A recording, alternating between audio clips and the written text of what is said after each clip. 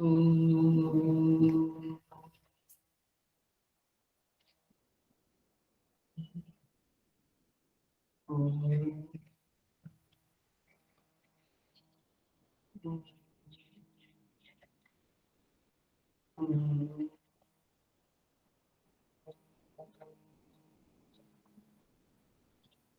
सहना भवतु सहनौ भुनक्तु सह वीर्यं करवावहै तेजस्विनावधीतमस्तु मा विद्विषावहै। ॐ शान्ति शान्ति शान्ति। समस्तजनकल्याणे निरतं करुणामयं नमामि चिन्मयं देवं सद्गुरुं ब्रह्म विद्महे। So, Hari Om. I welcome you all with great love and great respect in this Bhagavad Gita discourses, chapter 4. हम प्रवेश कर रहे हैं चौथे अध्याय में और हम भगवान से, और आज दुर्गाष्टमी है, माँ दुर्गा से प्रार्थना करते हैं, गुरुजनों से प्रार्थना करते हैं कि हमें इस तरह से ये संपूर्ण गीता समापन करावे। ऐसे ही एक के बाद एक चैप्टर हम करते रहें और ईश्वर कृपा को और बुद्धि को प्राप्त करते रहें। जो गीता का विजन है, दृष्टि है, उसे प्राप्त करते रहें। यही दुआ के साथ, प्रार्थना के साथ मैं इस चौथे अध्याय में प्रवेश करती हूँ। We will chant 5 shlokas. Shri भगवान उवाच इमं विवस्वते योगं प्रोक्तवान् अहमव्ययम् विवस्वान्मनवे प्राह मनुरिक्ष्वाकवे ब्रवीत एवं परम्परा प्राप्तम् इमं राजर्षयो विदुः सकालेनेह महता योगो नष्टपरन्तप स एवायं मया तेद्य योगः प्रोक्तः पुरातनः भक्तोऽसि मे सखा चेति रहस्यं ह्येतदुत्तमम्। अर्जुन उवाच अपरं भवतो जन्म परं जन्म विवस्वतः कथमेतद्विजानीयाम् त्वमादौ प्रोक्तवानिति। श्रीभगवानुवाच बहूनि मे व्यतीतानि जन्मानि तव चार्जुन तान्यहं वेद सर्वाणि न त्वं वेत्त परन्तप। अजोऽपि सन् अव्ययात्मा भूतानाम् ईश्वरोऽपि सन् प्रकृतिं स्वाम् अधिष्ठाय सम्भवामि आत्ममायया। यदा यदा हि धर्मस्य ग्लानिर्भवति भारत अभ्युत्थानमधर्मस्य तदात्मानं सृजाम्यहम्। परित्राणाय साधूनां विनाशाय च दुष्कृतां धर्म संस्थापनार्थाय संभवामि युगे युगे। जन्म कर्म च मे दिव्यम् एवं यो वेत्ति तत्त्वतः त्यक्त्वा देहं पुनर्जन्म नैति मामेति सोऽर्जुन। वीतरागभयक्रोधाः मन्मया मामुपाश्रिताः बहवो ज्ञानतपसा भूता मद्भावमागताः।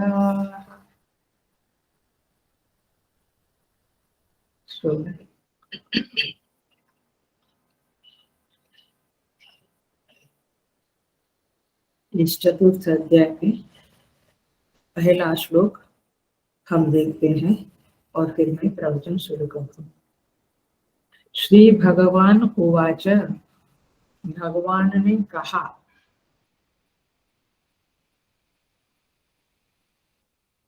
इमं विवस्वते योगं प्रोक्तवान् अहम् अव्ययम्। इस विवस्वते योगम प्रोक्तवान अहम अव्ययम। मैंने, अहम माने मैंने, इस अविनाशी योग को विवस्वते सूर्य को कहा था। मैंने इस अविनाशी योग को सूर्य से कहा था। विवस्वान मनवे प्राह। विवस्वान ने, विवस्वान माने सूर्य, सूर्य ने मनवे माने मनु को कहा। मनु भी इक्ष्वाकवे अब्रवीत। मनु ने राजा इक्ष्वाकु से कहा। मनु ने राजा इक्ष्वाकु से कहा। तो भगवान शुरुआत करते हैं कि भगवान शुरुआत करते हैं कि इस योग को मैंने सबसे पहले सूर्य को बताया। सूर्य ने मनु को बताया, मनु ने इक्ष्वाकु को बताया। इस तरह से भगवान ओपनिंग करते हैं। आगे हम देखते हैं क्या है। So we start with 4th chapter प्रवचन। ये 4th अध्याय जो भगवत गीता का है बहुत इम्पोर्टेंट चैप्टर है। वैसे सारे ही इम्पोर्टेंट है, बट 4th अध्याय भी इम्पोर्टेंट है। कैसे? उस चैप्टर का जो नाम है वह नाम ही बताता है कि चैप्टर क्या है। चैप्टर किसके बारे में है ये नाम ही बताता है। चैप्टर का नाम है ज्ञान कर्म संन्यास योग। ज्ञान कर्म संन्यास योगो नाम 4th अध्यायः। ये नाम भगवान ने नहीं दिया है, वेद व्यास जी ने नहीं दिया है, ये हमारे आचार्यों ने, श्रेष्ठ आचार्यों ने इस नाम को बताया है। तो ये गीता जी का अंग नहीं है, बट हमें समझने के लिए आचार्यों ने ये नाम दिया है। क्या अर्थ है इस चैप्टर के नाम का? ज्ञान कर्म संन्यास का अर्थ ध्यान से सुनना और आपको बिल्कुल ओपनिंग में पता चल जाएगा कि आप 4th अध्याय में क्या पढ़ने वाले हैं। What are you going to learn from this chapter? You will know it. क्योंकि 3रे अध्याय का नाम क्या था? कर्मयोग। तो कर्मयोग में आपने कर्मयोग के बारे, नाम से ही पता चला कर्मयोग के बारे में समझा। ऐसे ये 4th अध्याय का नाम है ज्ञान कर्म संन्यास योगः माने संन्यासः। इसका अर्थ है ज्ञानेन कर्म संन्यासः। संस्कृत आता है वो एकदम पिकअप कर लेंगे। ज्ञानेन कर्म संन्यासः। ज्ञानेन कर्म संन्यासः यदा संभवति तदा ज्ञान कर्म संन्यास इति शब्द निर्मितः। अर्थात ज्ञान के द्वारा, हेलो बिल्कुल अटेंशन से ही पिकअप करना, 2 वाक्य पिकअप करना। ज्ञान के द्वारा कर्म का संन्यास होना, हेलो बिल्कुल इसको क्लिक होना चाहिए दिमाग में आपके। ज्ञान के द्वारा कर्म का संन्यास माने त्याग। ज्ञान के द्वारा कर्म का त्याग अर्थात जनरली हम समझते हैं कि हम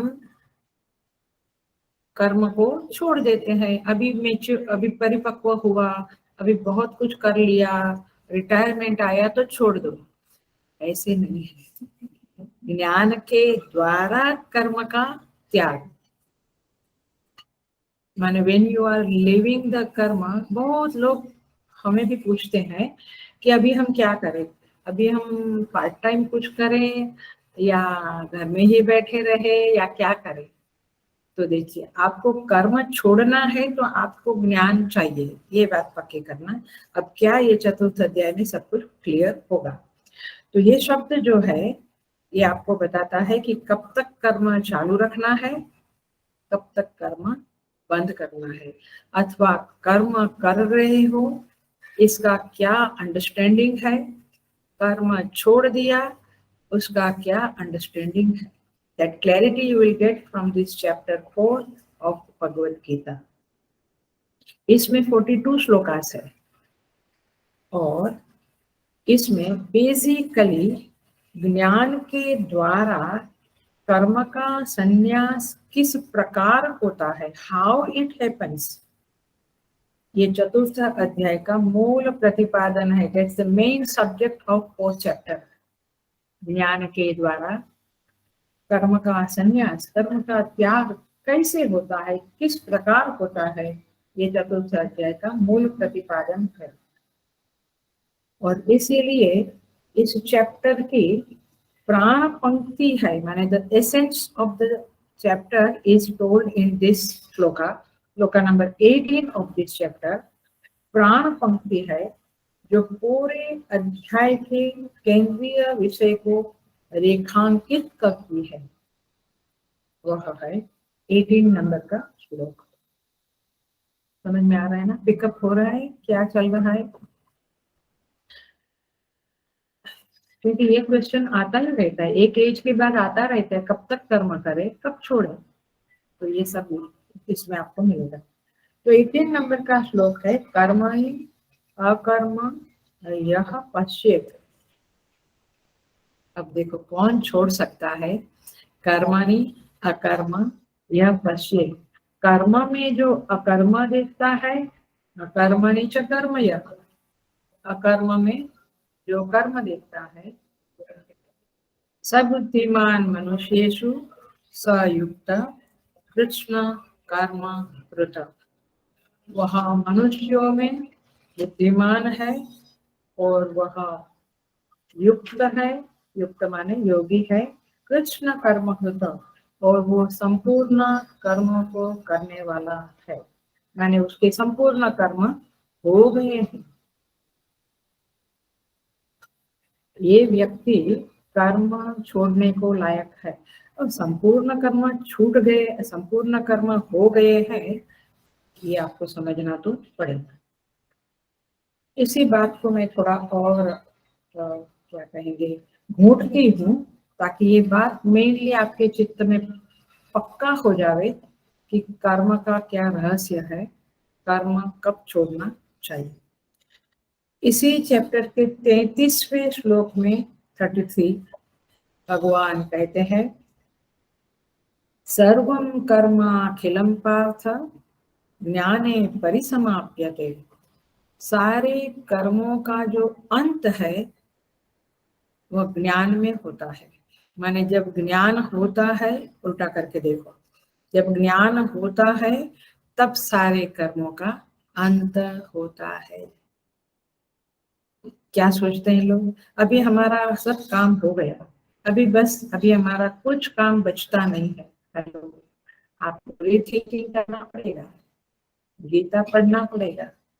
सर्वं कर्म अखिलम पार्थ ज्ञाने परिसमाप्यते। सारे कर्म का अंत तो तब होता है जब ज्ञान होता है, ज्ञान में ही सारे कर्मों का समापन है, पर्यवसित होते हैं। सारे कर्म अंततः ज्ञान में जाकर समा जाते हैं। Then there is no karma left for you, left for anybody. इसी बात को मैं फास्ट जा रही हूँ या नहीं ना, इसी बात को 37 नंबर के श्लोक में, इसी चैप्टर में आते हैं, फेमस श्लोकास है। भगवान कहते हैं, ज्ञानाग्नि सर्व कर्माणि भस्मसात् कुरुते तथा। ज्ञान रूपी अग्नि जो है, चौथा अध्याय 37 नंबर का श्लोक में आता है, ज्ञानाग्नि सर्व कर्माणि भस्मसात् कुरुते तथा। ज्ञान रूपी अग्नि सारे कर्मों को भस्मसात कर देता है। इसका अर्थ क्या हुआ, द्वारा कर्म का संन्यास हो जाता है। भस्मसात कुरुते माने खत्म हो जाता है।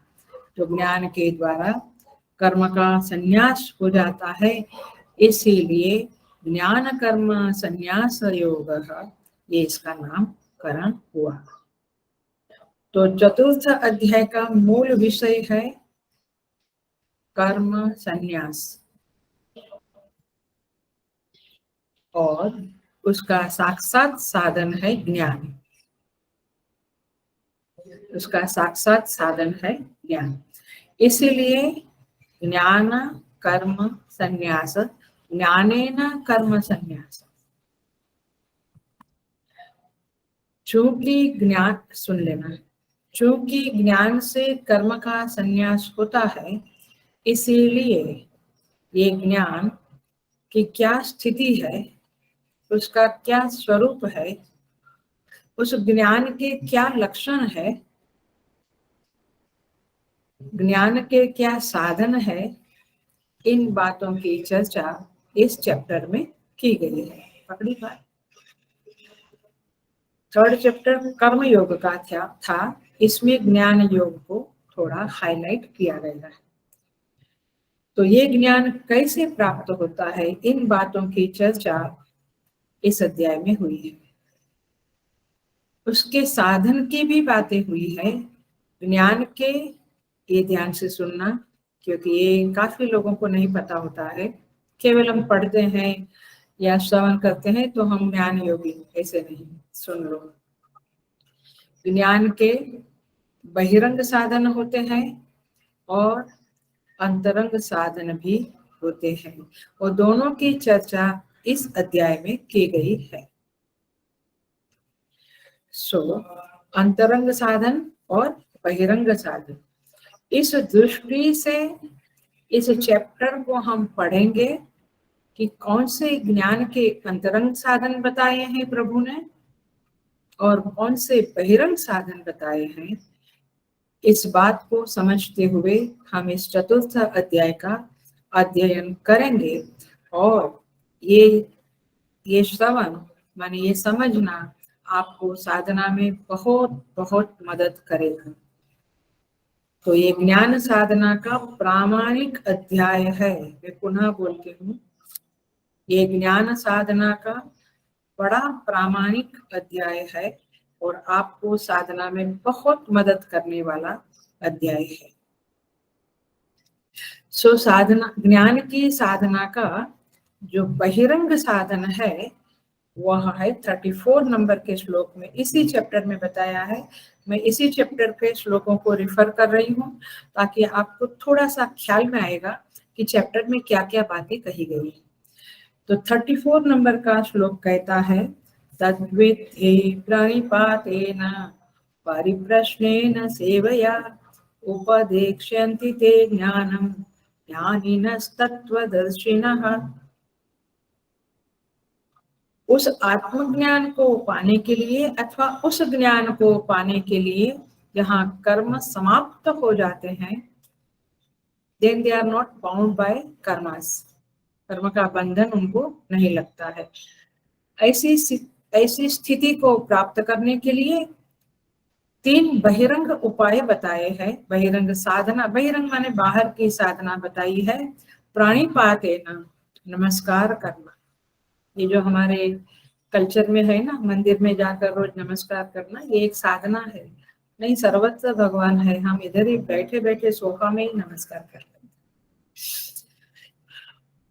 और पेरेंट्स कहते हैं हमारे बच्चे कितनी इंटेलिजेंट है, क्या बढ़िया बात बताइए, तुम उनसे ज्यादा इंटेलिजेंट, इसलिए तुम समझ गए कि उसमें क्या बात करते हैं।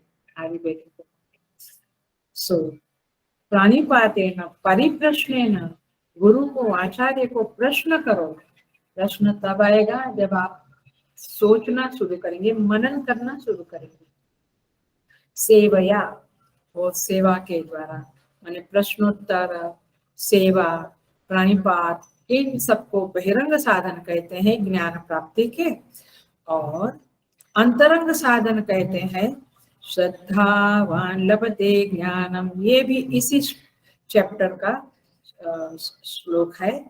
श्रद्धावान लभते ज्ञानम तत्पर संयतेन्द्रियः ज्ञानम लब्ध्वा पराम शांतिम अचिरेणाधिगच्छति।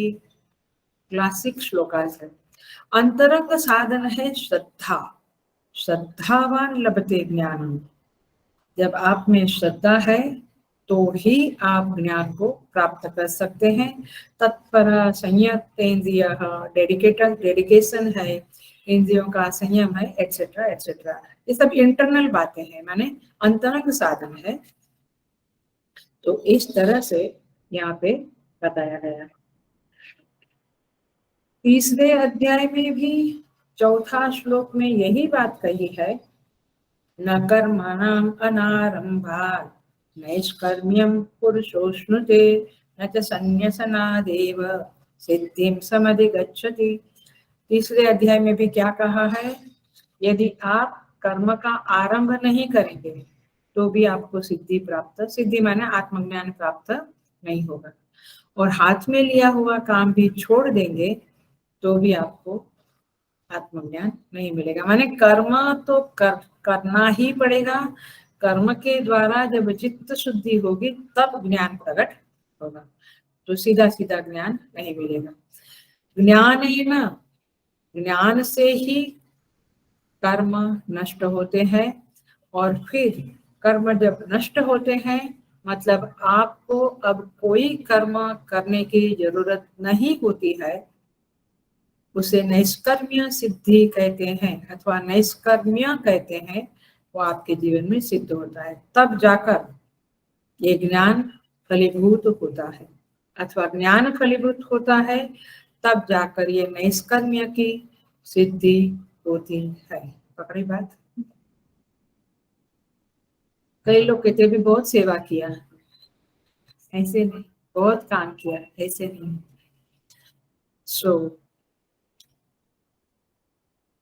तो थर्ड चैप्टर जो है कर्मयोग का, ये नैष्कर्म्य की प्राप्ति का साधन है।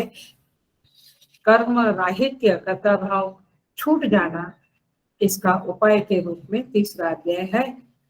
तो इस तरह से बड़े प्रामाणिक रूप से इस अध्याय में इन बातों को निरूपण किया है और आपको, जीवों को, मनुष्यों को ये बताया है कि कब आपको कर्म छोड़ना चाहिए और कब तक कर्म पकड़ के रखना चाहिए। तो कर्म संन्यास में कोई साक्षात हेतु है तो वह है ज्ञान। देखिए जो सन्यासी बनते हैं, साधु बन जाते हैं, वे कहाँ कर्म करते हैं। कर्म माने नौकरी धंधा करना, पैसा कमाना, फैमिली को सपोर्ट करना, माने कुछ भी प्रकार के कर्म। इवन खाना भी बनाते हैं, खाना भी उनको भिक्षा में मिलता है। तो कर्म कब छोड़ना उसके बारे में इस अध्याय में बताया गया। भगवान कहते हैं 36 नंबर के श्लोक में, सर्वं ज्ञान प्लवेनैव वृजिनं संतरिष्यति संतरिष्यसि। सारे लोग ज्ञान रूपी नौका में बैठकर वृजिनम, वृजिनम माने पाप, पाप के समुद्र को तैर जाते। क्या तात्पर्य होगा? आपको कर्म एक प्रकार का पाप ही है, क्योंकि कर्म पाप पुण्य, पाप पुण्य, पाप पुण्य, पुण्य भी एक प्रकार से पाप है, क्योंकि पुण्य से कुछ सुख मिला, फिर अहंकार आया, फिर उससे गलत काम हो गए। सब चक्कर ही है, एक प्रकार का साइकिल ही है। तो ज्ञान रूपी नौका में बैठकर पापों के समुद्र को आप पार कर जाते हो। सो ज्ञान इज ए मस्ट। कई लोग कहते हैं, कई माने कुछ लोग कहते हैं मुझे, नहीं वो गुरुवार का जो शाम का क्लास है ना, वो बड़ा ज्ञान वाला है, बड़ा हेवी है, तो हम उसको नहीं अटेंड कर सकते हैं। तो गीता भी तो ज्ञान का ही है, गीता में भी तो आपको ज्ञान ही प्राप्त करना पड़ेगा। सो इस तरह से तात्पर्य ये है, ज्ञान के द्वारा ही कर्म का अंत होगा। अब थोड़ा सा मैं आगे बढ़ती हूँ। तो ये आपको पक्का हो गया कि चैप्टर क्या है, ज्ञान के द्वारा कर्म कैसे छोड़ना, इस बात को, इस रहस्य को बताने वाला ये चैप्टर है। इसमें कुछ आनुषंगिक प्रसंग भी बताए हैं। आनुषंगिक माने उसके साथ रेफरेंस में आने वाले, उसके साथ कुछ संबंध रखने वाले 3 मुख्य विषय इस चैप्टर में है। 3 subjects are given in this chapter which are not the मूल। मूल तो ज्ञान प्राप्ति है, लेकिन उसके संदर्भ में तीन विषय बताए गए। जब कोई बात को हम समझाते हैं तो उसको ठीक से और पक्का समझाने के लिए थोड़ा और बातें जो करनी पड़ती है ना, उसको कहते हैं आनुषंगिक प्रसंग। उस आनुषंगिक प्रसंग को जब हम बताते हैं तो वे गीता के 4थे अध्याय में बताया गया है। तो यहाँ पे जो आनुषंगिक विषय है वह है 3 विषय है। पहला है अवतारवाद। अवतारवाद माने भगवान का जो अवतार होता है उस अवतार के बारे में यहाँ पे बताया है। 4था अध्याय में बिगिनिंग में ही भगवान कहते हैं बहूनि में व्यतीतानि जन्मानि तव चार्जुन तान अहम वेद सर्वाणि न त्वं वेत्था परन्तप। भगवान कहते हैं कि मेरे बहुत सारे जन्म बीत गए हैं और उसे मैं जानता हूँ, तुम नहीं जानते हो। अर्थात भगवान सर्वज्ञ है और अवतार लेते हैं। ये बातें यहाँ पे बताए। यदा यदा हि धर्मस्य ग्लानिर्भवति भारत अभ्युत्थानमधर्मस्य तदात्मानं सृजाम्यहं संभवामि युगे युगे। तो इस तरह से प्रभु तो कहते हैं कि मैं सब कुछ जानता हूँ। तो ये है अवतारवाद। दूसरा है, जो दूसरा विषय का सूत्रपात किया गया है वह है वर्ण व्यवस्था। माने ये जो ब्राह्मण, क्षत्रिय, वैश्य और शूद्र, ये 4 वर्ण है जिसको आजकल लोग मानने को तैयार नहीं है, उसके बारे में प्रभु ने इस 13वें श्लोक में इसी अध्याय में बताया है। और कैसे बताया है? चातुर्वर्ण्यं मया सृष्टं गुणकर्म विभागशः तस्य कर्तारमपि मां विद्य कर्तारमव्ययम्।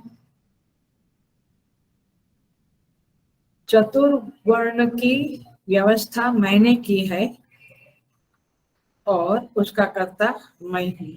ये बात कह के प्रभु बहुत कुछ बताने वाले हैं जिसको हम देखेंगे। भगवान तीसरा विषय कहते हैं यज्ञ का विषय। तीसरा आनुषंगिक विषय है यज्ञ।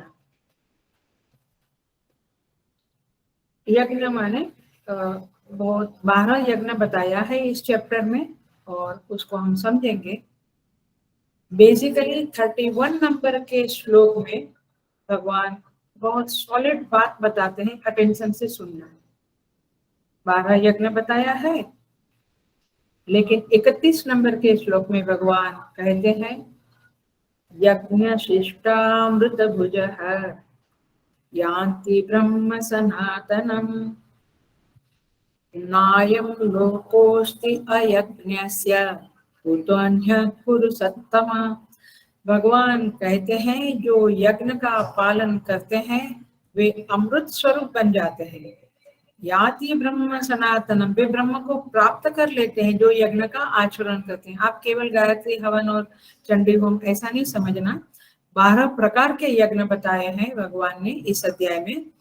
तो भगवान कहते हैं यज्ञ शिष्टामृत भुजः, उस यज्ञ का अवशिष्ट ग्रहण करने वाले ब्रह्म को प्राप्त करते हैं। लेकिन सेकंड लाइन जबरदस्त बताई है। भगवान कहते हैं न अयम लोकः अस्ति अयज्ञस्य कुतो अन्य कुरुषोत्तम।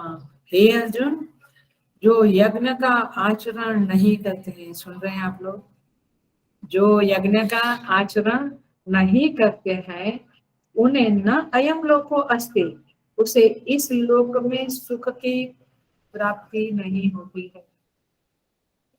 इसका उल्टा करें। क्लास में तो बड़ा मजा आता था उल्टा करने में। इसका अर्थ ये हुआ, यदि सुख की प्राप्ति नहीं होती है तो हमने यज्ञ नहीं किया है। सीधी सी कुतोन्य कुरुसत्तम, भगवान कहते हैं तो अन्य लोक में, तो इस लोक में ही सुख की प्राप्ति नहीं तो अन्य लोक में तो क्या बात है, माने सुख की प्राप्ति आपको नहीं होगी। कैसे सॉलिड सिद्धांत, कैसे सीधे बिल्कुल ट्रांसपेरेंसी से समझ जाते हैं, बिल्कुल क्लैरिटी से समझ जाते हैं, ऐसे सिद्धांत इस चैप्टर में भगवान ने रखे। यज्ञ नहीं करते हैं तो सुख की प्राप्ति नहीं है। कई कहते हैं बच्चे नहीं होते या शादी नहीं होती या बुरा बीमारियां, जो भी है, हेलो, जो भी सुख अपने को चाहते हैं और नहीं मिला है, इसका अर्थ है कि हमने कुछ प्रकार के यज्ञों का आचरण पिछले जन्मों में नहीं किया है। सिंपल। सो इस तरह से यहाँ पे ये बड़ी बड़ी बातें बताई है। ये तीन यज्ञ का संदर्भ। तीसरा अनुसांगिक प्रसंग है, विषय है, और इसी बात को तीसरे अध्याय के 13वें अध्याय में 13वें श्लोक में बताया है। यज्ञ श्रेष्ठामृत यज्ञ श्रेष्ठासिन संतः,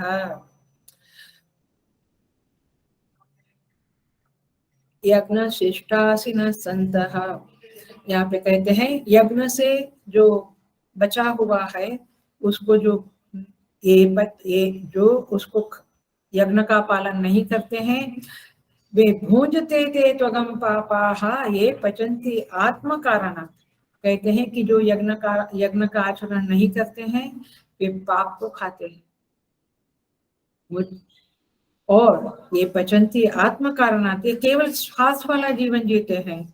और यज्ञ श्रेष्ठ सिना संतः मुच्यन्ते सर्व किल्बिषैः, जो यज्ञ करता है वे सारे पापों से छूट जाता है, अर्थात वे बड़ा सुख का जीवन जीता है। That's the point. सो इस तरह से यहाँ पे यज्ञ की प्रशंसा की है इस अध्याय में। कुछ 8-10 श्लोक उसके संदर्भ में भी है। आगे बढ़ते हैं। तो इस तरह से 3 आनुषंगिक प्रसंग है। मूल प्रसंग है ज्ञानेन कर्म संन्यास, ज्ञान के द्वारा कर्म का संन्यास। अब हम देखेंगे, आज तो शायद हम एक आध श्लोक में प्रवेश कर पाएंगे, तो देखते हैं कैसा। अब हम प्रवेश करते हैं तृतीय अध्याय की संगति। तीसरे अध्याय की जो संगति है, अर्थात तीसरे अध्याय और चौथे अध्याय का जो जुड़ना है, उसकी जो श्रृंखला है, जो कड़ी है, उसे हम देखते हैं क्या है वह, कैसा तीसरा अध्याय के साथ साथ चौथा अध्याय जुड़ गया है। तो देखो, भगवान ने तीसरे अध्याय में 2 निष्ठाएं बताई थी, राइट। एक थी ज्ञान योग और एक कर्म योग। तो भगवान ने कहा था लोकेस्मिन् विविधा निष्ठा पुरा प्रोक्ता मया नघ ज्ञान योगेन सांख्यानां कर्म योगेन योगिनां। तो इस तरह से 2 निष्ठाएं और 2 अधिकारी, एक कर्मयोगी है जो योग का अधिकारी है, एक सांख्य योगी है जो सांख्य का अधिकारी है। इसकी बातें प्रभु ने तीसरे अध्याय में करी थी, हमने भी देखा था। और ओपनिंग में ही भगवान शंकराचार्य जी शांकर भाष्य में लिखते हैं, विविधो ही वेदोक्त धर्म प्रवृत्ति लक्षण निवृत्ति लक्षण च। वेदोक्त धर्म जो है वो 2 प्रकार का है, एक प्रवृत्ति लक्षण, एक निवृत्ति लक्षण। माने निवृत्ति माने रिटायरमेंट नहीं, निवृत्ति लक्षण माने वैराग्य का जीवन, एक भोग का जीवन, प्रवृत्ति का जीवन। 2 के बारे में शास्त्रों में बताई गई है बातें। तो द्वितीय अध्याय में भगवान ने सारी बातें कह दी थी। तो मूल प्रश्न जो उठा अर्जुन के मन में तीसरे अध्याय में, वो क्या था, मैं याद नहीं है, पूरा अध्याय हो गया है। ओपनिंग में ही भगवान को कहा था तत्किम कर्मणि घोरे माम नियोजयसि केशव, याद आता है, ये तीसरे अध्याय का ओपनिंग। प्रभु जब 2 निष्ठाएं हैं और सांख्य योग जो ज्ञान योग है वही तो श्रेष्ठ है, ऐसा आपने कहा। तो फिर द्वितीय अध्याय में, सेकंड चैप्टर में, तो फिर मुझे क्यों कर्मयोग में ढकेलते हो? That was his question, his problem, his संशय। तो बेसिकली सारे साधक समाज के सामने ये सत्य प्रकट करना चाहते हैं भगवान इन 3rd chapter and again in 4th chapter कि कर्मयोग की जगह क्या है, कर्मयोग का औचित्य कहाँ है, कर्मयोग का अनुशीलन क्यों करना चाहिए, क्यों ना हम सीधा सीधा ज्ञान योग करें। तो साधन क्षेत्र में कर्मयोग का स्थान है सांख्य योग की प्राप्ति का उपाय, ज्ञान योग की प्राप्ति का उपाय। आपको जब ज्ञान योग चाहिए, ज्ञानी बनना है, तो पहले कर्मयोग, कर्मयोग माने निस्वार्थ कर्म, सेल्फलेस एक्शन, निष्काम कर्म, अपना कोई स्वार्थ न होवे ऐसे कर्म आप करो, तब चित्त शुद्धि होगी, फिर आप ज्ञान योग के अधिकारी बनोगे। तो इस तरह से परमात्मा ने, ये मुख्य बात है, ये 3रे अध्याय में कह दिया था। लेकिन भगवान को लगा अभी अर्जुन के चेहरे पे कोई ग्लो नहीं आ रहा है, कुछ क्लैरिटी लगता नहीं है, तो फिर करुणावश प्रभु इस 4th अध्याय में योग का, कर्म योग का विस्तार करते हैं और इस बात को भी समर्थन करते हैं, इस बात को भी उद्घोष करते हैं कि ये कर्मयोग होने के बाद ज्ञान योग में प्रवेश होगा और ज्ञान होने के बाद ही आप कर्म का त्याग कर सकते हो। तो इस तरह से यहाँ पे ये चैप्टर शुरू होता है। इसके पहले ही श्लोक में जो हमने अभी पढ़ा, बिगनिंग में पढ़ा, इमं विवस्वते योगम प्रोक्तवान अहमव्ययम, ये योगम शब्द जो है वो एक वचन में भगवान ने डाला है, बट पहले तो योग 2 बताए, कर्म योग और ज्ञान योग। तो अभी इधर एक वचन में भगवान क्यों बोलने लगे 4th अध्याय की ओपनिंग में? तो एक वचन इसलिए है कि निष्ठा तो 2 है, कर्म योग एवं ज्ञान योग, लेकिन 1, 2, 3 श्लोकों में आता है योग प्रोक्त पुरातन योगो नष्ट इमं योगम, एक वचन ही आता है, क्योंकि ध्यान से सुन लेना, अभिप्राय यह है,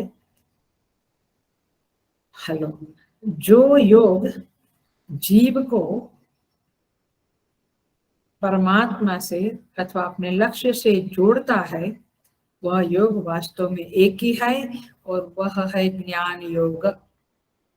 ज्ञान योग ही वास्तव में एक है, कर्म योग तो उसका उपाय है।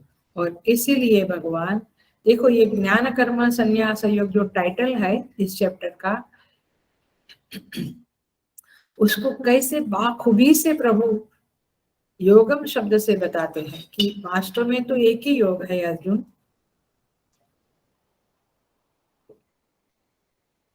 लेकिन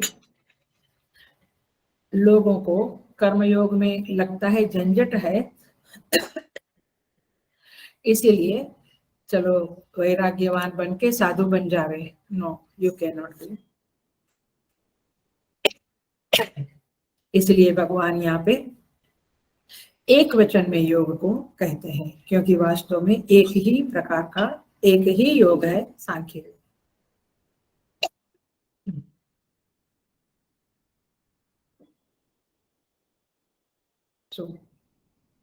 कर्मयोग उपाय है, ज्ञान योग एव योग, ऐसा भगवान भाष्यकार अपने भाष्य में कहते हैं।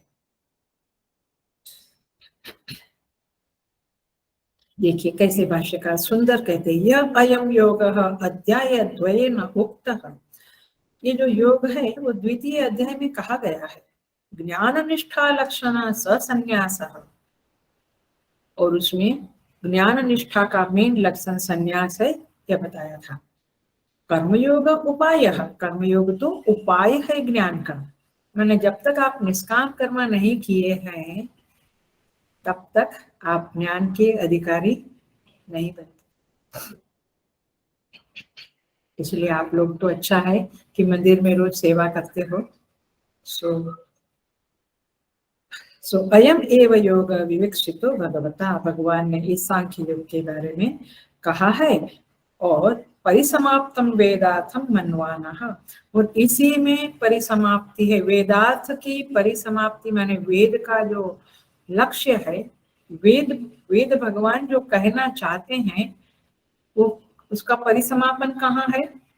इसी में, मैंने सांख्य योग में, ज्ञान योग में वेद शांत हो जाते हैं। एक बार आत्मज्ञान हो गया फिर वेद को कुछ कहना नहीं है। यावानर्थ उदपाने वाला श्लोक याद करो, सेकंड चैप्टर का। फिर वेद का कोई पर्पस, अर्थ आपके जीवन में नहीं रहता है। सो इस तरह से भगवान ज्ञान योग की स्तुति करते हैं और उस स्तुति में प्रभु वंश का भी कथन करते हैं। कैसे करते हैं? वंश कथनेन स्तौति श्री भगवान। वंश कथन माने गुरु परंपरा का भगवान उच्चारण करते हैं कि ये ब्रह्म विद्या जो है वो गुरुओं के द्वारा परंपरित है और गुरुओं के द्वारा शिष्यों को दी जाती है और इस तरह से ये परंपरा चलती है। तो गुरु परंपरा का उच्चारण करके भगवान ने मानो ब्रह्म विद्या की स्तुति कर दी और स्थान की भी स्तुति कर दी। तो इस तरह से प्रशंसा करते हुए प्रभु अब बताते हैं कि कहाँ से ये ब्रह्म विद्या की गंगोत्री का गोमुख कहाँ है, कहाँ से ये उतरी है। तो इस बात को बताते हुए फिर भगवान धीरे से इस ज्ञान की महिमा और ज्ञान के उपाय इत्यादि बताएंगे। सो हम देखते हैं पहला अध्याय। हमने कहा पहला श्लोक, इमं विवस्वते योगम प्रोक्तवान अहम अव्ययम। इस योग को, जो कैसा योग है, अव्यय योग है, इसे मैंने पहले सूर्य भगवान से कहा। ओहो, सूर्य भगवान से आपने कहा प्रभु? आप तो अभी अभी मेरे थोड़े साल पहले ही जन्म हुआ है। अर्जुन के मन में आएगा, आता भी है और उसके संदर्भ में प्रश्न भी करता है, बट हम देखते हैं। तो इस योग को मैंने पहले सूर्य भगवान को दिया। विवस्वान मनवे प्राह, पहला श्लोक चतुर्थ अध्याय का। विवस्वान माने सूर्य ने मनु को कहा और मनु ने इक्ष्वाकु को कहा। तो देखो यहाँ पे कहते हैं अव्यय योग है।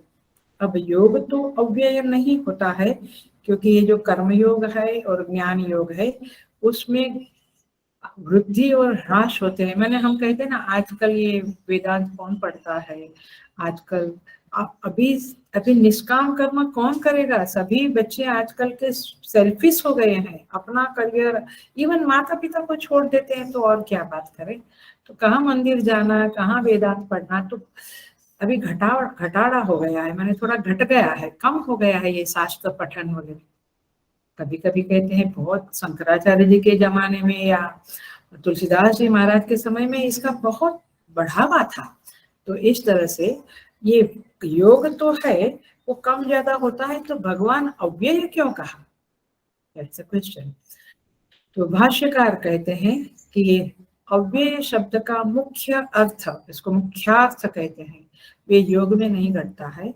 लेकिन जब साधक इस योग को सिद्ध करता है तो ये शब्द फल जो प्रकट होता है उसमें घटता है। ये अव्यय शब्द फल प्राकट्य में घटता है, क्योंकि फल जो मिलता है ज्ञान योग का वो क्या है? मोक्ष। तो मोक्ष में तो कम ज्यादा नहीं होता है ना, मोक्ष तो परिपूर्ण है। तो इसीलिए जो निर्वाण रूप है, मुक्ति है, इसमें ये अव्यय शब्द घटित होता है। आई नो आप कहेंगे कि हमें आगे बढ़ाओ, आगे बढ़ो ना, हमें ये सब नहीं जानना है, बट आप जानिए कि भगवान स्वयं कहते हैं कि ये धर्म प्रचार है, ये सब कुछ जो शास्त्र का पठन पाठन है, निस्वार्थ कर्म है, इन सब में घटना भी होता है, बढ़ना भी होता है। You don't worry about that, you do your best, आप अपना कर्तव्य करो। लेकिन अव्यय शब्द फल के साथ जाता है और ये भी भगवान हिंट देते हैं कि जो फल है वो सभी, हेलो बिल्कुल ध्यान से सुनना, क्योंकि हम लोगों की इतनी गलतफहमियां होती है। हाँ, ये दोनों रियलाइज है, बट ये बेटर रियलाइज है। हाँ, ऐसा कहते हैं ना, माने ये ज्यादा बड़े हैं। ये जो गलतफहमियां है, ये छोटे छोटे शब्दों में बहुत क्लैरिटी मिलती है। रियलाइजेशन के बाद कोई बड़ा नहीं, कोई छोटा नहीं, वहां पे अव्यय है, अविनाशी है, वो परिपूर्ण है। केवल उनके बाहर के टैलेंट में, उनकी धन संपत्ति, उनका यश में कम ज्यादा है, but that's not the point. Realization के बाद उन सब की कोई मतलब, उन सबका कोई मतलब नहीं रहता है। उनका रियलाइजेशन स्टेट जो है, माने वो स्थिति जो है, वही मुख्य है। सो इसलिए ये अव्यय शब्द को समझना। तो भगवान कहते हैं अव्यय, ये अव्यय योग है, अव्यय फल देने वाला योग है। इसे मैंने पहले सूर्य को बताया। ओहो, इसकी अंडरस्टैंडिंग क्या करें? चलो सूर्य को बताया, आगे किसको बताया? अच्छा, वहां से हमारे तक आ गया, समझ गए हम।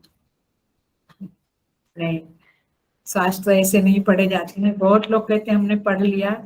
लगता है प्रभु कृपा करें, आचार्यों की कृपा और आचार्यों के सामीप्य के सन्निधि के अलावा ये गीता शास्त्र या कोई भी उपनिषद समझ में नहीं आने वाली चीज है, इतना इजी भी नहीं है। सो सूर्य भगवान को उन्होंने कहा, इसका मतलब है कि वे ज्ञानी थे, तब तो जाके किसी को कहा ना उन्होंने। वो स्वयं ज्ञानी नहीं होते, ईश्वर, और इसलिए श्री कृष्ण स्वयं ईश्वर थे अथवा है, ये बात यहाँ पे सूचित होती है। यदि आपको दृष्टि है तो गीता को ऐसे पढ़िएगा कि एक्चुअली क्या कहना चाहते हैं। ये ऊपर ऊपर की बातें पढ़ के संतुष्ट नहीं होना प्लीज। पातंजलि योग दर्शन कहता है स माने वह ईश्वर, पूर्वेशाम अपि गुरुः कालेन अनवच्छेदात, उनके ऊपर काल का प्रभाव नहीं है। परमात्मा के ऊपर भूतकाल, भविष्य काल, वर्तमान काल नहीं है। ये हम जीवों के ऊपर है ना? हम लोगों को भविष्य काल है, वर्तमान काल है, परमेश्वर के ऊपर नहीं है। और इसीलिए सब पूर्वेशाम अपि गुरुः, वे प्रथम गुरु है, माने वे सर्वज्ञ है, वे ज्ञानी ही है, ऑलवेज इज ज्ञानी। उनको ज्ञान प्राप्त हुआ ऐसा नहीं है, वे ज्ञान स्वरूप है। और इसलिए ये बात भी समझ लेना। एक श्लोक से क्या क्या चीजें निकलती है। मैं तो आपको 2-4 चीजें बता के आगे बढ़ती हूँ, नहीं तो कभी 10 साल में भी गीता पूरी नहीं होगी। लेकिन आप इस तरह से सोचना शुरू करके गीता जी में क्या भरा पड़ा है। तो प्रभु ने जब सृष्टि बनाई तो किसकी हेल्प लेके बनाई? ब्रह्मा जी की। तो ब्रह्मा जी की मदद से सृष्टि को प्रकट किया। लेकिन अब सृष्टि में जो ज्ञान प्रचार करना है, जो ज्ञान को भी प्रकट करना है, ब्रह्म विद्या को प्रकट करना है, तो प्रभु ने किसका सहारा लिया? सनकादि ऋषियों का सहारा लिया और फिर इस ब्रह्म विद्या को प्रकट किया। सृष्टि के साथ साथ ब्रह्म विद्या प्रकट हुई है मेरे प्रभु। और इसीलिए डरना नहीं, हम अपना कर्तव्य करना, लेकिन सनातन धर्म सनातन है, ब्रह्म विद्या सनातन है, उसका नाश नहीं होगा। वो लुप्त हो सकती है, हुई थी कुछ समय पहले, आदि शंकराचार्य जी बड़े बड़े विद्वानों ने उसे पुनः प्रकट किया, और आज के संतों में हमारे पूज्य गुरुदेव स्वामी चिन्मयानंद जी ने उन्हें पुनः प्रस्थापित किया। घर घर में गीता, ये शब्द है, ये उनका विजन है।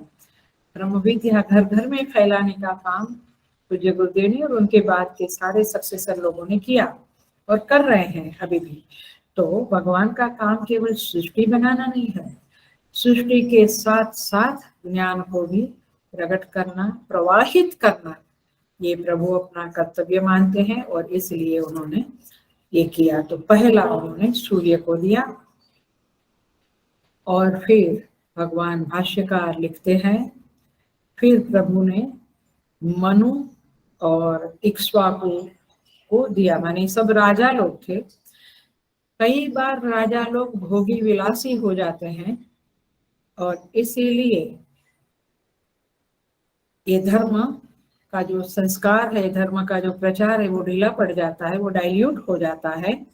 और तो भगवान भाष्यकार कहते हैं, अहम जगत परिपालयितॄणां क्षत्रियाणां बल आधानाय, ये क्षत्रियों को बल देने के लिए मैंने ये ब्रह्म विद्या का परंपरा शुरू किया, क्योंकि क्षत्रिय लोग वही होते हैं जिनके शासन में सब कुछ होता है।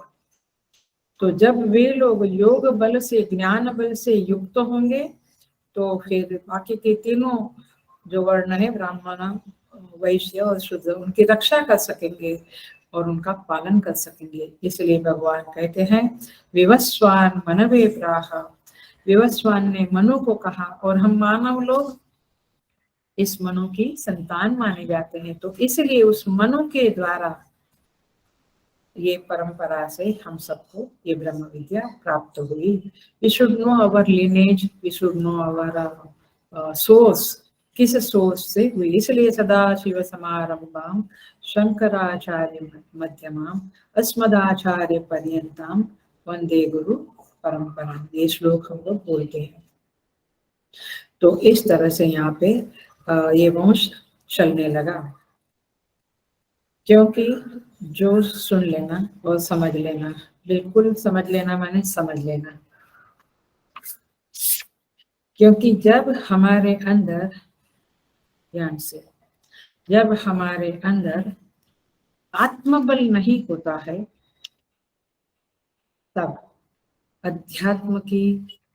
अध्यात्म में प्रगति नहीं होती है, ये याद रखना। अर्थात जब भगवान भाष्यकार लिखते हैं शब्द, उसी को उठाकर मैं बोल रही हूँ, दुर्बलान अजितेंद्रियान, जो दुर्बल लोग है, जो अजितेंद्रिय है, जिन्होंने इंद्रियों का संयम नहीं किया है, जिनके पास आत्मबल नहीं है, वे लोग इस ब्रह्म विद्या को, आत्मविद्या को आत्मसात नहीं कर सकते हैं।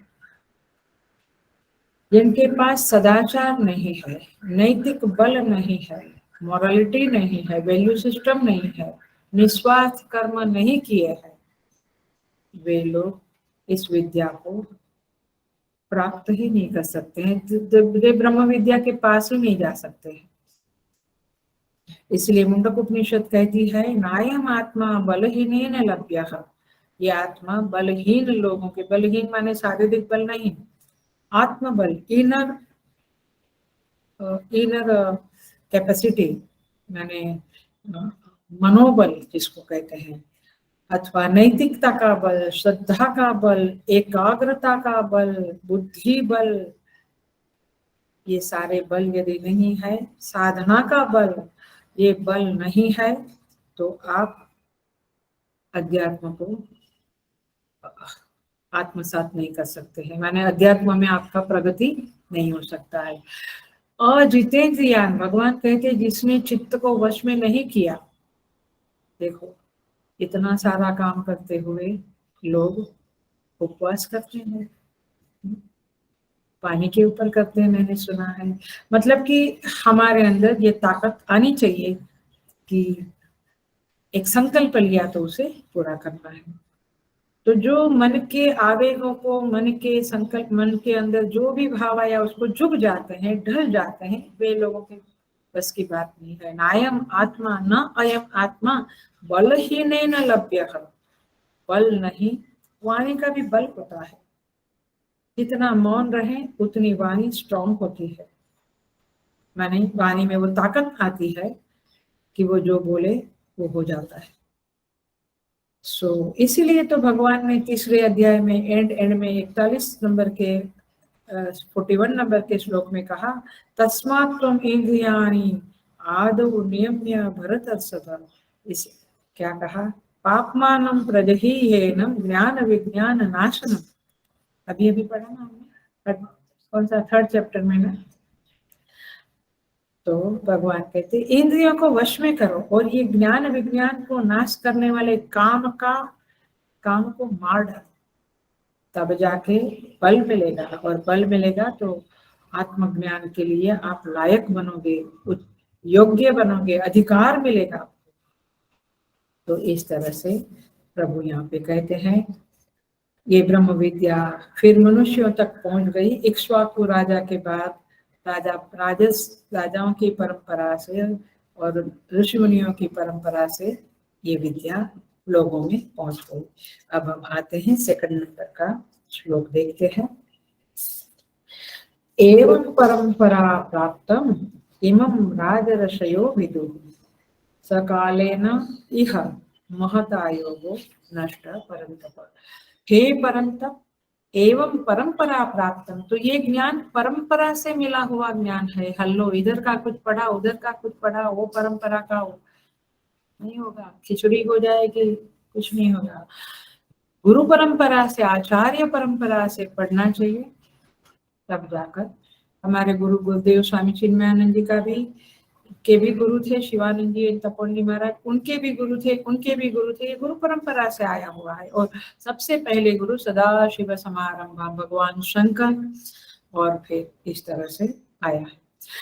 तो इस योग को एवं परंपरा प्राप्तम इमं राजर्षयो विदु, इसे राजर्षियों ने जाना, क्योंकि ये मनु इक्ष्वाकु वगैरह राजर्षि थे। राजर्षि का अर्थ होता है राजा तो थे ही, स्टेटस से राजा थे, लेकिन अंदर से ऋषि भी थे। इन राजर्षियों ने जाना स काले न इह महता योगो नष्ट परम तप, वो योग बहुत काल से इस पृथ्वी लोक में लुप्त प्राय हो गया। लुप्त नहीं हुआ, लुप्त प्राय हो गया, थोड़ा सा लोप हो गया, थोड़ा लोप माने अदर्शन हो गया, थोड़ा दिखता नहीं था। ये तो महात्माओं की कृपा है कि अभी हम लोगों को घर बैठे ब्रह्म विद्या प्राप्त हो रही है। पहले तो गुरुकुल में जाना पड़ता था, बहुत कष्ट करने पड़ते, तपस्या करनी पड़ती थी, तब जाके मिलती थी। तो भगवान कहते हैं देखो, ये विद्या थोड़ी जब लुप्त हो गई तो इन राजर्षि माने जिसका भीतरी स्वभाव ऋषि का है और बाहर का स्टेट राजा का है, ऐसे परंपरा से राजर्षि लोग जो जानते थे वो बहुत काल तक बाद में लुप्त प्राय रही। माने द्वापर युग में भगवान ने उपदेश दिया, तो पहले द्वापर युग के बिगनिंग में, या जब भगवान ने उपदेश दिया उसके पहले ये लुप्त प्राय हो गई थी। इसीलिए सकाले ने हमहता योगो नष्ट, नष्ट का अर्थ नाश हो गया नहीं लेना, ब्रह्म विद्या कभी नाश नहीं होती है, क्योंकि वो सनातन है, वो सत्य है।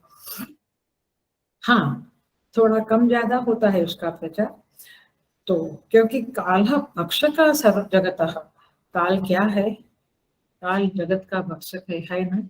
घर गया, गाड़ी गई, आदमी गया, वृक्ष गया, गांव के गांव चले गए, तो काल तो जगत का भक्षक है, लेकिन रस लेता है सब कुछ।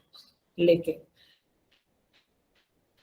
ये जो योग है वो इस तरह से थोड़ा थोड़ा थोड़ा थोड़ा कम हो गया, क्योंकि समाज जो है वो थोड़ा मनोरंजन की तरफ थोड़ा बहिर्मुखी बन गया, थोड़ा लोभी स्वार्थी बन गया। इसलिए क्योंकि ये विद्या तो आपको निस्वार्थ सिखाती है ना, सेल्फलेस रहना सिखाती है, तो लोग स्वार्थी हो गए, प्रसिद्धि की ओर बढ़ गए वगैरह वगैरह। तो योग नष्ट, तो थोड़ा सा ये नष्ट हो गया। अब नष्ट शब्द का भगवान भाष्य का इतना सुंदर उसका भाष्य लिखते हैं, भाष्य तो आपको पढ़ना ही चाहिए। पहले तो पदच्छेद अन्वय वाली बुक ही वो लेनी चाहिए, जो हमारी उषा नायर है वो बेचती रहती है किसी किसी की डिमांड पे। वो देखने से, वो बुक में से आपको एक एक पद का विच्छेद मिलेगा, माने ये पूरा श्लोक है उसका एक एक शब्द का मीनिंग मिलेगा, फिर उसका पूरा वाक्य क्या बनता है वो मिलेगा। और शांकर भाष्य है वो शब्दों के अंदर के रहस्य को खोलने वाला है। तो इस तरह से शांकर भाष्य भी मेरे जब ऑफलाइन क्लास थे तो मैंने लिवाया था सबको। तो योगो नष्ट, ये नष्ट शब्द का अंडरस्टैंड करो। भाष्यकार कहते हैं शांकर भाष्य में विच्छिन्न संप्रदाय, क्या शब्द है देखो, विच्छिन्न संप्रदाय का अर्थ होता है, विच्छिन्न माने थोड़ा छिन्न भिन्न हो गया। संप्रदाय शब्द का अर्थ समझ लो, आजकल तो पता नहीं क्या क्या टीवी में भी और बातें भी होती है, ये संप्रदाय वाला संप्रदाय। संप्रदाय का अर्थ होता है सम्यक प्रदाय। थोड़ा संस्कृत आने से यू कैन एंजॉय द ग्रंथ, द शास्त्र मच बेटर। सम्यक प्रदाय माने, प्रदाय माने प्रदान करना, एक दूसरे को प्रदान करना। तो ये जो सम्यक माने अच्छी तरह से, एक के पास एक, माने उसमें मिर्ची मसाला ऐड करके नहीं, जो हम समाज में बातों बातों में मिर्ची मसाला ऐड करते हैं ना, ऐसा ऐड करके नहीं। जय सम्यक जैसा ऋषि मुनियों ने कहा है वैसा का वैसा जब आगे के शिष्य को मिलता है, फिर उसके द्वारा उसके शिष्य को मिलता है, इस तरह से जो एक दूसरे को प्रदान करने की जो प्रथा है, परंपरा है, वो थोड़ी लुप्त प्राय हो गई। इसको कहते हैं विच्छिन्न हो गई, माने थोड़ी रुक गई इधर उधर। इसके धारण करने वाले लोग थोड़े लोभ में, स्वार्थ में, यश की कामना में जुट गए। और इसीलिए जिन महापुरुषों ने इस परंपरा को जीवित करने में अपना कंट्रीब्यूशन दिया है, उन सबको प्रभु की कृपा हुई है। तब जाके प्रभु ने उनको चुना है और वे लोग इस परंपरा को जीवित रखने में अपना कंट्रीब्यूशन कर रहे हैं। सो इस तरह से भगवान ने कहा योगो नष्ट परंतप, थोड़ा लुप्त प्राय हो गया तो मैं अभी इसे और पुनर्जीवित कर रहा हूँ। माने भगवान ने अर्जुन को कहकर ये गीता का उपदेश सुनाकर उस सनातन ब्रह्म विद्या की परंपरा को पुनर्जीवित किया, यही अर्थ यहाँ पे है। तो भगवान इसे सनातन कहते हैं क्योंकि भगवान ही इसके कस्टोडियन है, असली संरक्षक प्रभु ही है। तो आप अपना ड्यूटी करो इसको जीवित रखने के लिए। समझ में आता है? इसका अर्थ है आप 4 लोगों को इसके बारे में बताओ गीता क्या है, आप स्वयं उसका अनुपालन करो, अनुशीलन करो, पढ़ो। तो इस तरह से इस परंपरा को आगे बढ़ाने में हम मदद करें, लेकिन इसके असली संरक्षक है परमात्मा स्वयं। तो डोंट वरी, कभी ये नहीं सोचना कि क्या हो जाएगा, कुछ नहीं होगा। हैव अ फेथ इन भगवान। सो केवल उसे प्रचार करने का व्रत आप जरूर ले सकते हैं। तो भगवान कहते हैं हे परंतप, ये बढ़िया शब्द है। परंतप शब्द का अर्थ है परान तापयति इति परंतप। अर्जुन को कहते हैं ये परंतप शब्द, परान तापयति इति परंतप। पर शब्द का अर्थ क्या है? हम क्या कहते हैं? पराया है ये माहिती नाही मला कोण आहे ते, हे आपले माणूस आहे, लेकिन वो पराया। तो पर शब्द का अर्थ समझ लो, अच्छे से समझ लो, और फिर उसको जगत में हम जो व्यवहार करते हैं उसमें भी उसको घटाओ। इस तरह का चिंतन ही तो चिंतन रहता है, बाकी तो ठीक है। आत्मनः विपक्षभूताः पर इति उच्यन्ते। आत्मनः विपक्षभूताः माने मेरे प्रति जो प्रतिकूल आचरण करता है उसे पर कहते। आप समझ में आया? पराया माने कौन? मेरे प्रति अच्छा चलो, जो अनुकूल आचरण करते हैं वे अपने कहलाते हैं। आप किसको अपना कहते हो? देखो, उसी को आप अपना कहोगे जो आपके प्रति अनुकूल है। आपको जो सुख देता है, अनुकूलम वेदनीयम सुखम, तो सुखम अनुकूलम वेदनीय सुखम, है ना? सुखानुशयी राग है, तो जहाँ सुख है वहां राग होता है। देखो तो पूरी साइकोलॉजी देखो। तो जो अनुकूल आचरण करता है मेरे प्रति, और अत्यंत अनुकूल मुझे जो है वो मुझे बहुत ज्यादा प्रिय होता है, राइट? या प्रतिकूल? प्रतिकूल को हम कहते हैं बड़ा पता नहीं, इसको दूर रखो मेरे से, और स्वयं उससे दूर रहना चाहते। क्यों? आत्मना विपक्ष भूता है, वो मेरा ऑपोजिट में है, मेरा ऑपोजिट पार्टी में है, अर्थात कि वो मुझे प्रतिकूल व्यवहार करता है मेरे साथ, तो उसके साथ दूरी बढ़ती है, परायापन बढ़ता है। और जो अपने को अनुकूल आचरण करता है उसके साथ दूरी कम होती है, नजदीकी बढ़ती है। ये जीवन का सत्य है। और इसलिए इन शब्दों में बहुत कुछ छिपा हुआ होता है। गीता के हर शब्द में जीवन का सत्य छिपा हुआ होता है। सो इस तरह से भगवान यहाँ पे परंतप कहते हैं। और हम चले जाते हैं तीसरे श्लोक में। भगवान कहते हैं स एवायं मया तेद्य योगः प्रोक्तः पुरातनः भक्तोऽसि मे सखा च इति रहस्यं हि एतद् उत्तमम्। ये सारे वर्ड को जो मैं छूटा कर रही हूँ शब्दों को, ये बुक में दिया है। भगवान कहते हैं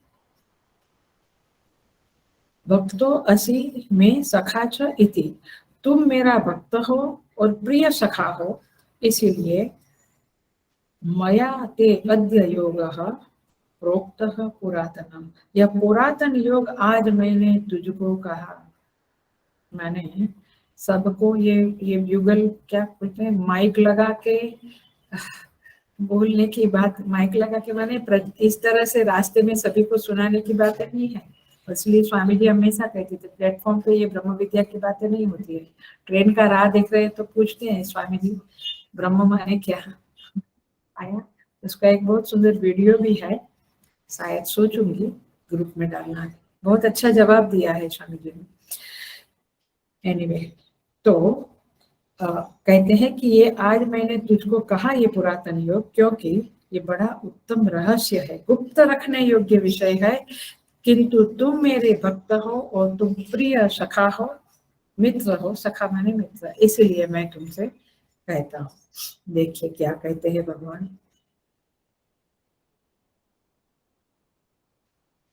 भक्त असी, तुम मेरा भक्त हो।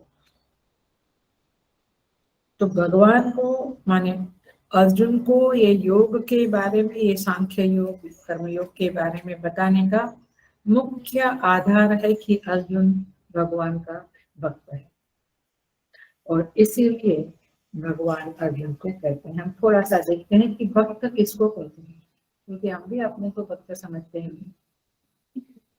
तो देखिए भक्त किसको कहते हैं। भगवान नंबर 1, जो भगवान पर भरोसा रखता है वह भक्त है। पहले ही टेस्ट में हम फेल हो जाते हैं। क्यों? नहीं मैंने इनको बोला है, उनको बोला है, बोलिए आप बैंक का भी सहारा लीजिए, दोस्तों का, सबका सहारा लीजिए, फैमिली का, रिलेशन का, लेकिन अंदर क्या रखना है मन में, आखिर भगवान चाहेंगे तो किसी को भी निमित्त बना के ये काम पूरा हो जाएगा, नहीं तो नहीं। ये जो चीज है, ये जो अंदर का विजन है, अंदर की समझ है, कन्विक्शन है कि प्रभु चाहेंगे तो एक्स वाई जेड के द्वारा पूरा होगा। एक्स से भी पूरा हो सकता है, वाई से भी, जेड से भी। उनका आशीर्वाद नहीं है तो ABCDEFG से लेके एक्स वाई जेड तक कर डालो सबको, नहीं होगा। ये मुख्य बात है। तो भरोसा शब्द का ये अर्थ है। तो भगवान पर जिनका भरोसा है उसी का नाम आरंभ में भक्ति होता है। भरोसा नहीं तो कठिन है, देन आगे नहीं बढ़ती है बात। क्योंकि भरोसा आ गया तो देखो क्या होता है, कृतज्ञता बढ़ती है। You become more and more humble, your ego becomes diluted and diluted. तब आपके अंदर अपना कर्तृत्व, जो डुअलशिप है, वो कम होती है और आप अध्यात्म में प्रगति करने लगते हो। तो आभार की भावना आती है, कृतज्ञता की भावना आती है, और हम कृतज्ञ है, अनग्रेटफुल है या ग्रेटफुल है, ये हमें ही सोचना है और समझना है। यही तो मनन की बातें हैं, मनन के बिंदु है जीवन। लेकिन गोस्वामी तुलसीदास जी महाराज विनय पत्रिका में क्या कहते हैं सुनो। वे कहते हैं, कोटि हो मुख कही जात न प्रभु के एक एक उपकार। मेरे पास यदि करोड़ मुख है और मैं प्रभु के एक एक उपकार के बारे में बोलना शुरू करूं तो कभी पूरा ही नहीं होगा। 1 करोड़ मुख भी कम पड़ेगा, इतने भगवान के उपकार है हमारे ऊपर। जिसका कर्तृत्व गाढ़ा होता है ना, माने डुअरशिप इज वेरी थिक, वे लोग प्रभु के प्रति कृतज्ञ नहीं हो सकते। They think I am doing this, मेरे कारण हुआ है, मेरा बल है, मेरी बुद्धि है।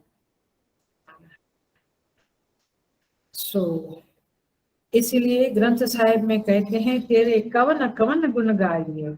हे प्रभु आपके कितने गुण गाए। तो यहाँ पे मूल बात ये है कि भगवान में भरोसा, और वही करता हरता है, उसी के कारण मैं जिंदा हूँ, मैं ये सुन रहा हूँ, मैं ये समझ रहा हूँ। इस में मैं तो निमित्त हूँ। तो इस तरह से जो भगवान की भक्ति करता है, अब ध्यान से सुनिए और अपने जीवन में अपने ऊपर भी विचार करना। अब जो बात कहने जा रही हूँ, वह व्यक्ति पहले भगवान पे भरोसा करता था, उसको चीजें मिलती रहती थी, परिस्थितियां, व्यक्ति, थिंग्स एंड बीइंग्स सब कुछ उसको चाहने पर मिलते रहता था, उसका भरोसा बढ़ते जाता था, कृतज्ञता बढ़ते जाती थी। अब एक चमत्कार हो जाता है जीवन में, और वह यह है कि अब वह चीजों को, व्यक्ति को, परिस्थिति को नहीं चाहता है, अब वो उसको देने वाले को चाहने लगता है। समझ में आई बात? किसको? भगवान को। देने वाला माने माता पिता या फ्रेंड नहीं, उस चीजों को देने वाला माने एक्चुअल देने वाला जो परमात्मा है, उसको चाहने लगता है। तो चाहने की चीजें छूट जाती है, और जो देता है परमेश्वर, उसको चाहना अब शुरू हो जाता है। हेलो, क्या ये चीज हमारे जीवन में घटी है? ये सोचने जैसा विषय है। क्या हम उस चाहना माने प्यार करते हैं, ये बात अलग है। चाहना माने मुझे वही चाहिए और कुछ नहीं चाहिए। वो मेले वाले की स्टोरी याद है ना? भूल गए? वो राजा ने मेला लगाया गांव में, अपने शहर में या गांव में, और वो वो चौकीदार लोग जो उनके जो गांव के माने शहर के जो थे, उनके राज्य के, उनको डंडोरा पिटवाया कि सभी नगर जनों को एक एक चीज इस मेले से लेनी है मुफ्त में, बट एक एक चीज अवश्य सबको लेनी है, दो नहीं, एक एक चीज सबको लेनी है। सारे लोग उमड़ पड़े उस बाजार में। राजा ने पूरा भंडार खोल दिया था, सभी लोगों ने एक एक चीज लेके खुश होती, जो पसंद है वो ले लेके खुश होके जाने लगे। शाम हो गई वक्त, राजा ने कहा था शाम तक सबको ले लेना है। और फिर राजा ने उन कोतवालों को कहा कि जरा देखो कोई रह गया है क्या। सारे लोगों ने ले लिया था, एक लड़की रह गई थी, यंग कन्या 16 साल की रह गई थी। तो उसको पकड़ के लाए, बोले तूने क्यों नहीं लिया, चलो उठाओ इधर से कोई चीज। वो बोली मुझे कुछ नहीं चाहिए। वो लोग बोले क्यों? नहीं मुझे कुछ नहीं चाहिए। तो उसको पकड़ के राजा के पास ले गए, बोले ये लड़की बोलती है मुझे कुछ नहीं चाहिए। तो राजा ने कहा कुछ तो ले लो, क्या तुम्हें कुछ पसंद नहीं है? तो बोली नहीं। तो तुम्हें क्या पसंद है? तो मुझे, वो बोली मुझे मेले की, ये मेला लगा था ना जो, मुझे मेले की कोई चीज पसंद नहीं है, मुझे तो मेले वाला पसंद है। समझ में आई बात? माने मुझे जो चाहिए वो तो मेले वाला चाहिए, मेला की कोई चीज नहीं चाहिए मुझे। सो इस तरह से ये जगत जिसका है, मेले वाला वही है ना जिसका ये जगत है। तो हम तो मेले की चीजों के पीछे ही पड़े हैं। मेले वाले को आया वो लड़के का स्वच्छ छोटा सा एनेक्डोट है, छोटी सी कहानी है, लेकिन देखो क्या बड़ी बात कही जाती है ये छोटी सी स्टोरी। तो फिर राजा ने उसके साथ शादी कर ली, उसको मिल गया राजा। सो उस तरह से यहाँ पे बात है भक्ति। भक्ति क्या है? मैं इतना ही कहूंगी सिंपल शब्दों में, जो मेले की चीजों को चाहता है वो भक्त नहीं है, जो मेले वाले को चाहता है वो भक्त है, बस सिंपल। तो इसीलिए वो कैसा है भाई, वो भक्त है, वो क्या सोचता है, उसके अंदर की सोच क्या है, समझ क्या है। गोस्वामी तुलसीदास जी महाराज कहते हैं, वो कहता है कुटिल कर्म ले जाहि मोहि, जहाँ जहाँ अपनी बरयाई, तहाँ तहाँ जनि छोह छाड़ियो कमठ अंड की नाई। ये गोस्वामी जी का विनय पत्रिका में वचन है। वो ऐसा नहीं है कि सब कुछ भगवान उसको वो जो चाहता है वो भगवान उसको दे देता है, उसको भी कोई चीजें नहीं मिलती है, लेकिन वो कहते कोई प्रॉब्लम नहीं, बस भगवान का, मैं भगवान का हूँ, वे मेरे हैं, मैं उनका हूँ, दैट्स इनफ फॉर मी। और इसीलिए मेरे जो पिछले पिछले जन्मों के कर्म है, वो कुटिल कर्म ले जाई मोही, जहां जहां अपनी बरी आई, वो कर्म मुझे जहां जहां ले जाएगा उस कर्म का फल, वहां वहां मैं चला जाऊंगा, किसी योनि में, किसी गरीब घर में, श्रीमंत घर में, मेरे जैसे कर्म वैसे मुझे जाने दो, मैंने मुझे फल भोगने दो, ये वो योनियां मिलने दो। लेकिन उसे मालूम है कि मैं प्रभु का हूँ, तो तहाँ तहाँ जनी छोह छाड़ियो गमठ अंड की नाई। वो क्या कहता है भगवान से? उस स्थान में, उस योनि में, उस घरों में मैं जाऊंगा। आप अपनी कृपा, अपना स्नेह मुझ पर रखिएगा। जैसे जो कछुआ होता है वो दूसरे कांटे पे बैठा है, लेकिन अंडा इस कांटे पे रखा है, पता है ना आपको, इस किनारे अंडा रखा है, उस किनारे से वो अंडे को देखता है और अंडे में से बच्चा कुछ समय बाद बाहर निकलता है। इसी तरह से आप मेरे प्रति कृपा दृष्टि बनाए रखना, सदा स्नेह बनाए रखना, और फिर मुझे विश्वास है कि अंडे से जैसे वो बच्चा निकला, ऐसे मेरे में से मैं निकलूंगा। ये वेदांत बोल दिया मैंने। मतलब मैं, आपकी कृपा दृष्टि बनी रहेगी तो मैं कर्म का फल भोगूंगा, लेकिन मुझे विश्वास है कि आपकी कृपा दृष्टि से मैं जो मुझे प्राप्त करने के लिए इस साधना पथ पे निकल पड़ा हूं, तो मैं मुझे प्राप्त हो जाऊंगा। That's the point. सो इसे कहते हैं ज्ञान योग की बातें। वैसे इजी इजी बातें लगती हैं, बट बड़ा ज्ञान योग छिपा हुआ है।